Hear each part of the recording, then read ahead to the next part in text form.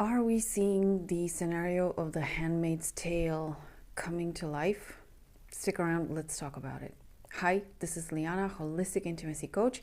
Welcome back to my channel. Here, I help you get your orgasmic intimacy. After the US elections have happened, and after a certain Nick Fuentes came out in public speaking of your body, my choice, and the whole wave of hate and self-defense and aggression and talk about killing as a means of survival that was generated online. Your body, my choice was inherently what Nick Fuentes, a right-wing activist, believed the new government under Trump will represent. And he communicated it in such a brutal way that on one side, a lot of men and young boys took that your body, my choice to heart and started throwing it in the faces of women or young girls. And a lot of people, not just women, but also fathers of girls, reacted to that in a very brutal way, talking about self-defense, talking about retorts to such lines. And there have been also women sharing, and I've seen this a lot on Threads and on TikTok also, how, okay, The Handmaid's Tale, it's coming down. They want to go for our right to be independent. They want to go for our right to read, to get an education. They want to go for our right to choose if we want to have or not children. They want to turn us into sex slaves. And they want to get all the men married, because right now a lot of men are left on the sides because women don't find them attractive for whatever reason, or women don't find them suited for a partnership, suited for a family. It's not just donating sperm to a woman and that's it. It's actually contributing in the right way in terms of attitude and presence in the family and responsibility and rapport to the mother of the child and also to the child. So there's a lot going on there in child rearing. So men are not getting married, a lot of them, they are rejected by women because they are not considered a fit to form, to be in a family. Therefore, a lot of women are now perceiving that the whole Trump administration and how it will be put in place will ensure that everyone gets one. And if something were to happen with the woman, complications at birth, problematic pregnancy, but abortion is banned because this is one of the plans, then doesn't matter. If something goes wrong, he can always get another wife because one will be provided. So that was the reaction that a lot of American women were, United States of America based women were having to this entire take. Now, what I'm looking at as an intimacy coach from Eastern Europe is, first of all, what is going on globally. And when I say this, I'm also looking at what some political commentators that I follow, both from my country and also from abroad, who are commenting that there is now the rise, once again, of fascism. One of the manifestations of fascism was blood for the country. And one way in which you do that is force women to give birth for your nation. It doesn't matter in what conditions that pregnancy happens. It doesn't matter if the mother is fit to carry and to raise a child or not. We don't care. We only care about birthing more and more babies. That's the take here, with the ban on abortions and the ban on contraceptives that, at least in the United States, is being discussed as part of Project 2025. I'm going to link a few videos under here where one is actually a detailed discussion about Project 2025. Even if you don't really resonate with the women speaking, I feel that the topic itself is important to be noticed. Because if you look at Project 2025, then one answer that clearly comes to mind, yes, the Handmaid's Tale scenario, which is, by the way, speculative fiction. I'm going to give a link here to The Handmaid's Tale, just a quick presentation. It was written by Margaret Atwood in 1985. And it was speculative fiction, meaning what would happen if this scenario came true. Well, as a matter of fact, some things, and there's also a video, I'm going to link it also under this one, about the stuff from The Handmaid's Tale that has already happened. Yes, there's actually a lot of reasons to say that. So from this perspective, women saying that they're going to go celibate, women saying that they're not going to have sex for several years, this is a reality. Women, after the elections in the United States were over, and then found out that members of their family, sometimes husbands, not only husbands, but sometimes husbands, voted for Trump, are now filing for divorce. Why? Because this is an oppressive regime. We don't care about the woman, what she wants, if she's ready to be a mother. There are a lot of videos from the United States where judges are presenting cases where girls are being raped by their fathers. So underaged women raped by their natural biological fathers and impregnated. And in that case, abortion would also be illegal. Do you understand when you, basically the message there is, if we only look at birth rate and the obsession with birthing babies, but we don't care how, these kind of atrocities are also going to take place. Further down the line, if you look at women who are having difficult pregnancies, and sometimes they are in need of an abortion, clinically speaking, and medically trained staff is not allowed to give the protection needed, first of all, for the mother. It is a sensitive ground because you're looking at, we don't care about the bearers of life, we just care about those children. We don't care who's going to raise them or how, we care about having numbers. When you look only at birth rate but not at the quality of child rearing, and what does that take? That takes commitment from both parents, health of both parents, financial ability of both parents, and the harmonious or emotionally, psychologically, mentally stable environment where parents can raise the child. If we're not looking at that, we're only going to force this phenomenon. And yes, women are fighting back right now. Women are refusing this, obviously. And it's not like this hasn't happened on the planet.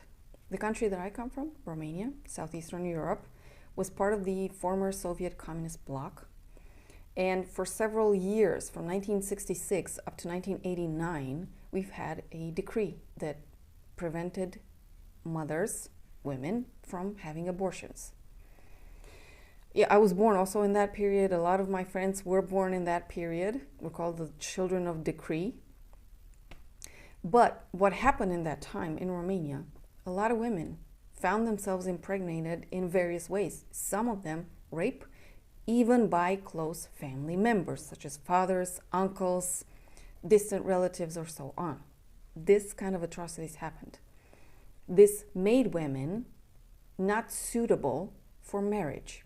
Therefore, families, because the girl was not allowed to have an abortion, kept her private somewhere. She carried the pregnancy to term, and then abandoned the child. In Romania, there was a rising phenomenon during the years of decree in children being abandoned and institutionalized, and the abuse, systematic abuse, including rape by the personnel and also by the children among them, older to younger, done in those institutions. I've actually had I worked with a woman in coaching sessions, a few sessions, until I sent her to a psychiatrist because that case was really abused, so really heavy. She was one of the children that was abandoned in an institutionalized home, and she went through all the possible abuse from the caretakers to the older children in those facilities. The stories that this woman had were gruesome. And then society, once was the family that rejected the child because the girl still had to marry and still had to be suited for a normal life. And if you abuse a girl and you don't allow her to abort a child, so you cut off all her chances of being married off, then the families chose this for the girl. Do you understand? Society contributed through that abortion ban to this situation. And then society later, when these abused children are released, because after 18, it's not just in movies, so it's on real life, they can no longer be supported by the system. They come of age, so they are pushed out into society. And these abused children go into society, but they are unable to have a normal life. And people reject, adults that didn't have this life, reject working, being friends with, socializing with people that were institutionalized and went through that horrendous history. Not to mention what happens with actual women that are finding themselves in situations where they don't want to have the child.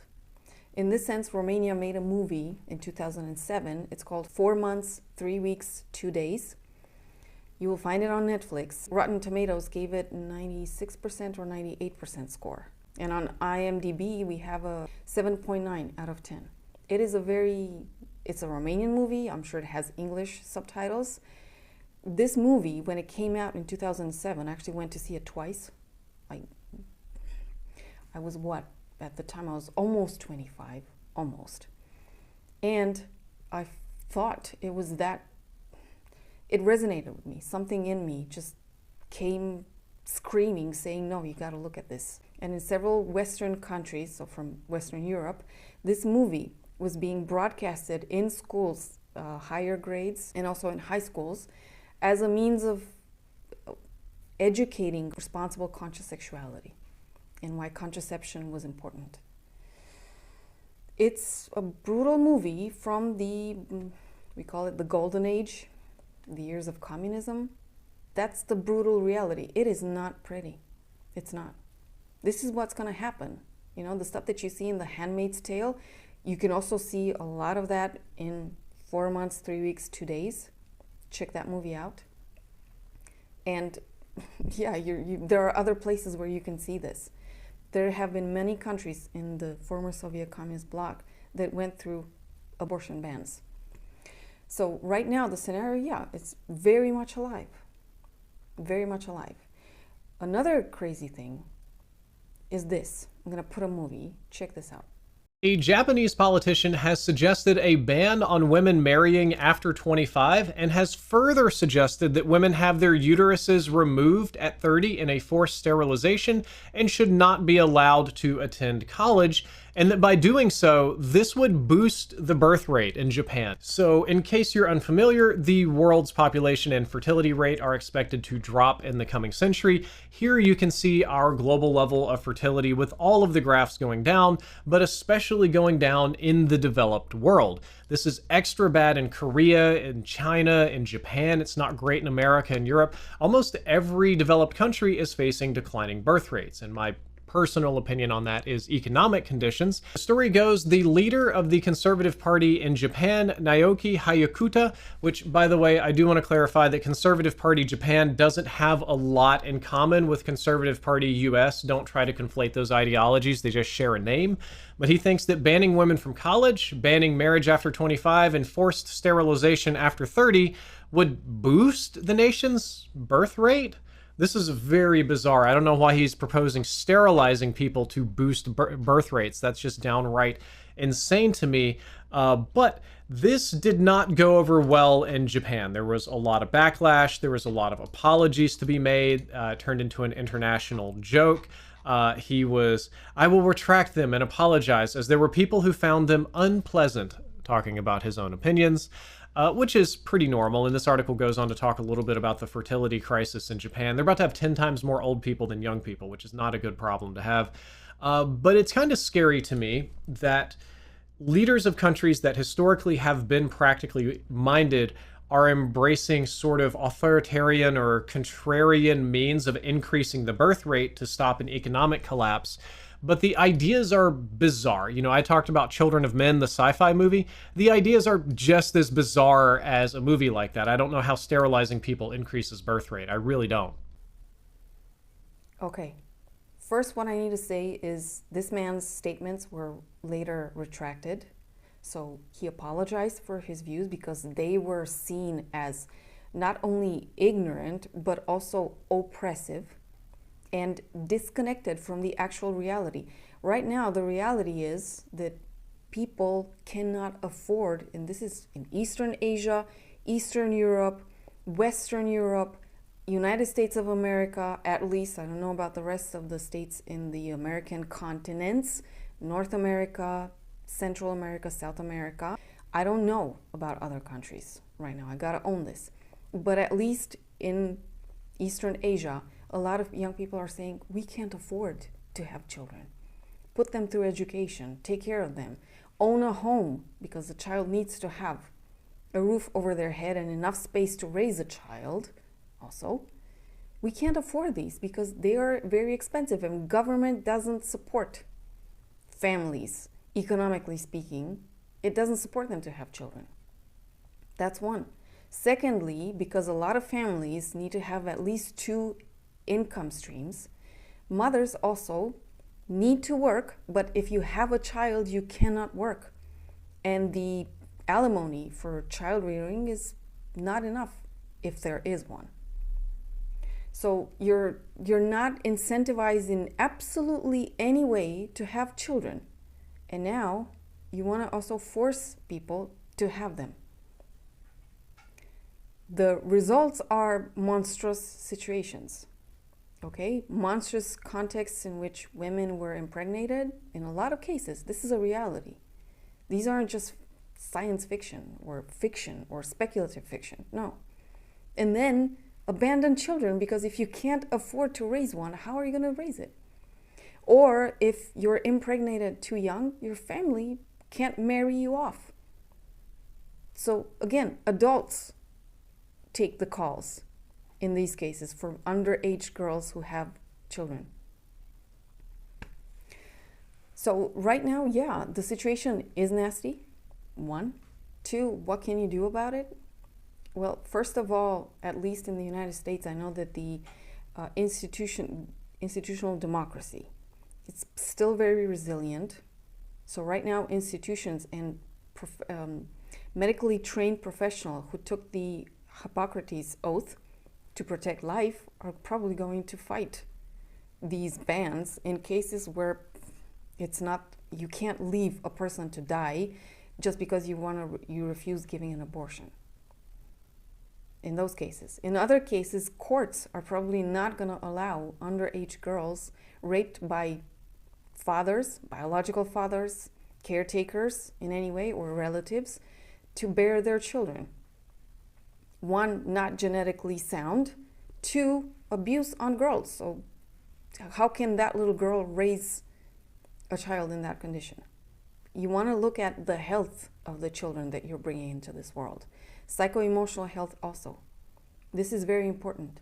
People who are not fit or not desiring to have children do not raise children that can adjust and fit into society. So at least in the United States, the institutional democracy is still very strong in that sense.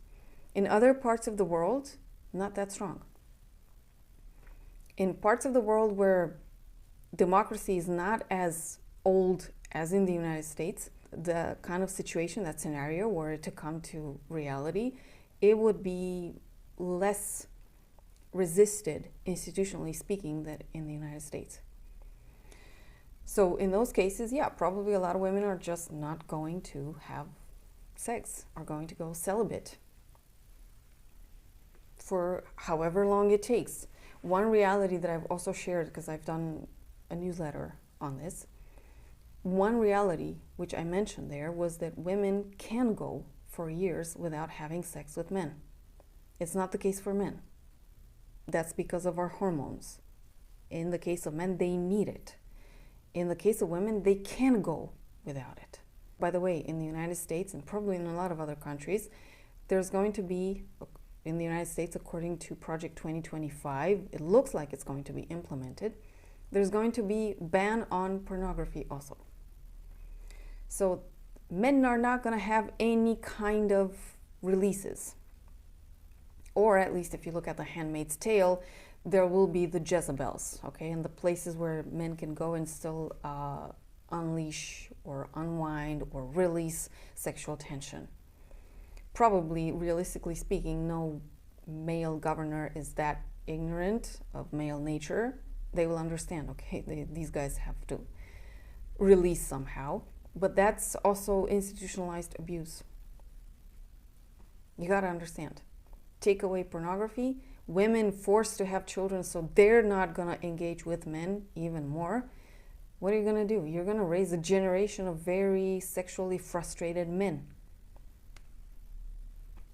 Forcing people to do something just because you want to tick the birth rates is not the way to go about it. However, the new administration and the designers of the Project 2025 seem to ignore these simple realities. They believe that if you can force people to do something, they will just do it. That's a very bad way to rule, especially in the oldest democracy on the planet. So, what's the solution here?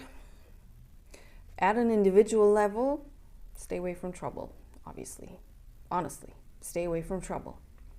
If, as a woman I'm speaking now, if any woman out there is lucky enough to find a man with whom she resonates, with whom she can find a way to live harmoniously, including avoiding unwanted pregnancies by both sides, there are men out there who understand that if a woman doesn't want to have children, or there are men out there who don't want to have children, go figure. There are ways to prevent that, okay, through how they engage in their lives.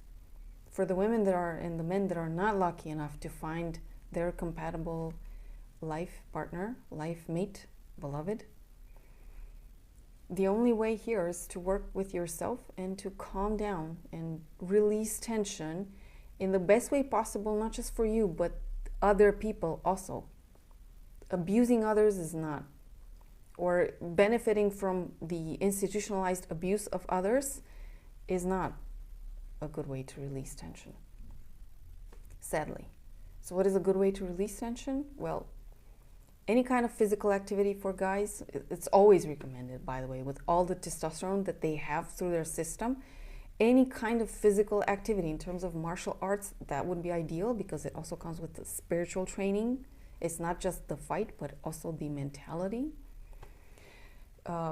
Any kind of practices, bodily practices, such as breath work, very powerful, but true breath work, not just, in and out, a few breathing exercises to contain emotions. These are also good, by the way. Martial arts, any kind of physical activity, breath work, any other kind of somatic work to calm down are also good for women.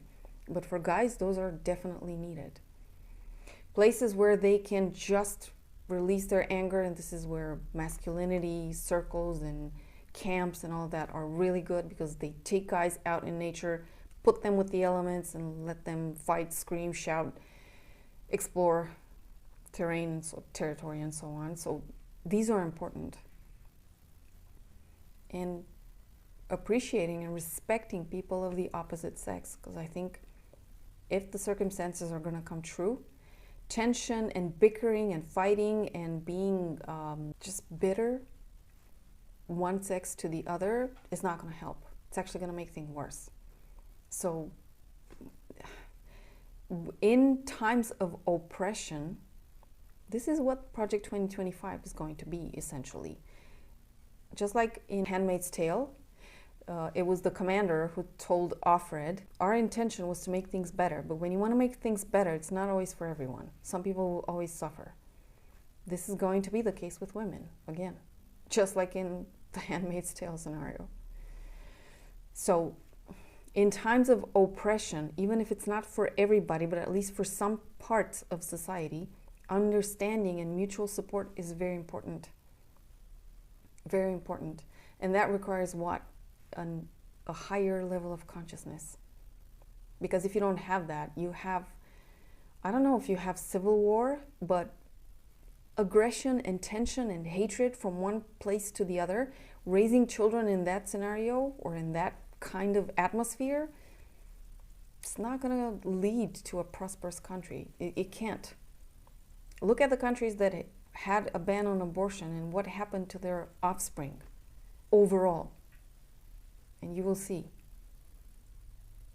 Okay? So this is my take on it. It's not the let's enjoy sex.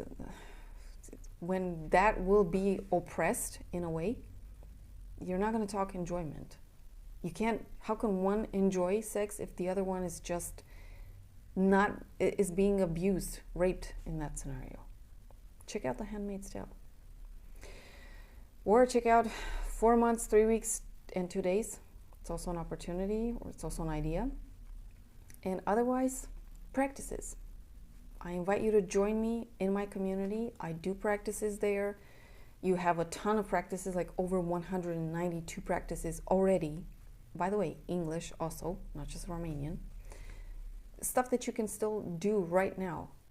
So join me there also and go out in nature, work out, breathe, breath work, connect to others, support one another. That's the way through.